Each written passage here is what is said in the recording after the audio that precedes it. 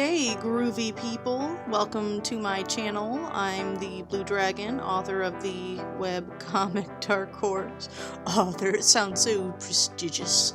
This is another inking session, and this week's topic of discussion is the main antagonist of Dark Horse, which is the demon Keisuma. I'm going to be a little vague with her. If I talk too much about her character and her agendas, then there's going to be some major spoilers. So I'll do my best to, give you an idea of who she is and what her agenda is at this point in the story. As of now, we haven't really seen too awful much of her. Sorry if I sound a little less enthusiastic. I'm a little tired right now. Yeah. So her first actual speaking role is in Act 2. There's actually a few things you should know about Keisuma. She is... she's almost a nudist. No, that's not what's important. She's that is part of her character is because she's very lustful. She's almost like a succubus, but she's not a succubus. I just want to make that very clear. The best way to describe her is this week's word of Wednesday, which I'm probably going to mispronounce. I didn't know this word before looking it up for this week's video. Sybaritic. That's it. I was gonna use Epicurean, but that really didn't suit her because it's more towards people who like to consume. Although she does like to consume alcohol, and she does like her luxurious foods, but her biggest vice is definitely anything of the sexual nature. So when you think of her, think of someone who very much relishes the pleasures of senses, primarily sexual desires, but certainly, as I mentioned, food and drink, anything that quote-unquote delights the senses, so to speak. She's almost like the cult of Dionysus or something, only that's obviously alcohol, so replace alcohol with sex. Anyway, she's not entirely a slave to her desires, at least not all of them. She's very driven. She has a definite agenda, and part of that agenda will require her releasing the Dark Horse. There is a reason why she wants to unleash that force upon the world. And for those of you, if you haven't been reading, or if you're over on the revamp site, the Dark Horse is the seven-headed demon horse that was not originally a horse. You have to get up to that part of the story if you want to know why it exists and all that. But it has currently been imprisoned within the Horsehead Nebula. So part of her agenda is to release that demon on the world.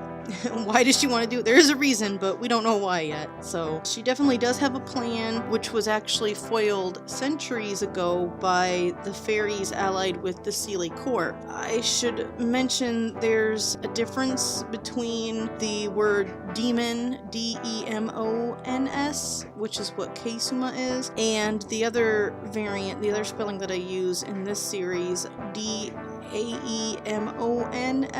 In this specific world, demons like Keisuma are more in line with, the Judeo-Christian pop culture idea of what a demon is. They can possess souls, they can possess bodies, things like that. Whereas the demons with an A, they're just a race of fairies. So they're called demons, but I'm more hearkening back to the idea of demon being kind of like a word for souls, but kind of not.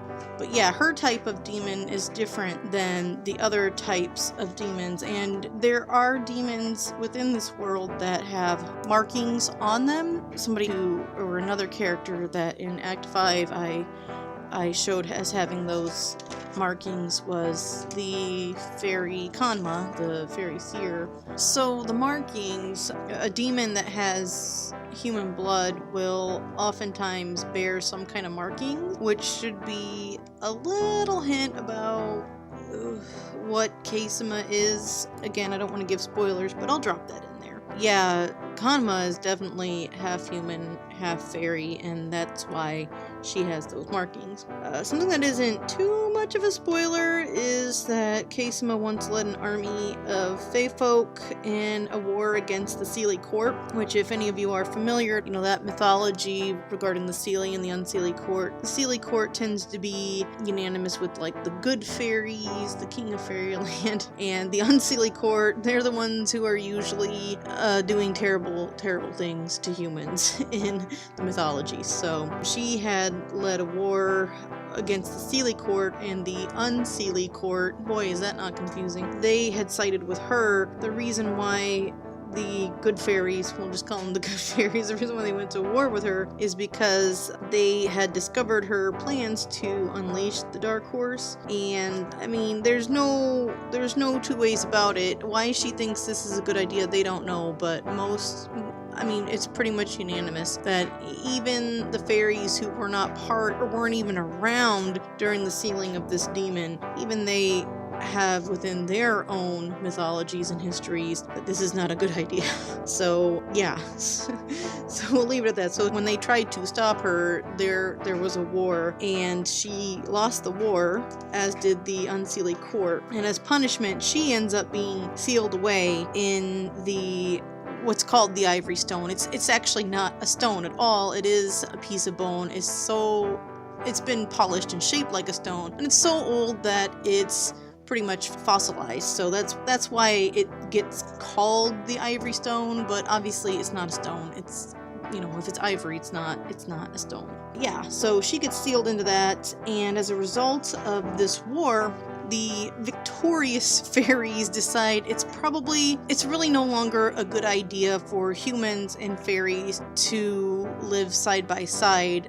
Too often there have been bad fairies that have tormented, murdered, kidnapped babies of the humans. Humans are now, hunting out fairies, trying to kill them. So there's really so much bad blood between the two that the fairies decide they're just done with humans. As far as they can see, for the most part, with a few exceptions, humans aren't really magical beings. They have different cultures, and at that period of time, they decided it was a good idea to just cut themselves off from the rest of the world. And so they construct the fairy veil that separates the human world from the fairy world. That actually ends up not being a terribly good idea, because once Kasima is released from her confines by Kana's white magic, she was actually lured there by Kasima, who had been stirred from her sleep due to the human war. And her stone had actually been hidden outside of the veil so that none of the losing Fae folk could tamper with it. So that's why she was in the human world. When she's revived, she starts to rise to power again, because there's been this resource crisis within the fairy realm. There's a lot of bitterness left over from the war. Fairies live quite a long time, so most of those who fought in the war remember what things were like before the veil banned. There's population growth, and magic is, the magical resources are dwindling, and so there's a lot of very dissatisfied fairies, rightfully so, because ever since the veil was put up, things have slowly been going downhill within the fairy realm, and there's been a lot of clashing between tribes and clans and, different races of Fae folk. That's one of the reasons why so many are willing to rally back to Kasima's side, because in their eyes, former allied fairies are thinking, well, maybe she was right all along. So she's able to start growing her numbers, and that's one of the reasons why she becomes such a big problem for the human world, is because they end up dismantling the fairy veil. So fairies, humans, demon, everything, they are starting to mingle again following the human war. It should be noticed that, while there are such things as interdimensional spaces, and you could argue, well, why can't they just make an intradimensional space, like something like the TARDIS, and have infinite space? And the thing of these interdimensional pockets is that they, just because you create one, any resource that is within it would have to be something that existed within the world. So, they'd have to be taking that from somewhere to put it inside this created space. And if resources are dwindling, it doesn't matter if you create more space to live in. I mean, you could do that, but if you have no more stone or trees or whatever you need to build, that resource isn't going to be there to put in there. So you can make the space, but you can't necessarily fill it with IKEA furniture if you don't have the resources for it. Thank you guys for listening. Question of the week is what type of villains do you prefer? Elaborate on that however you desire. You tell me. Leave those in the comments below, and I want to thank you again for listening. Fare you well and keep on trucking.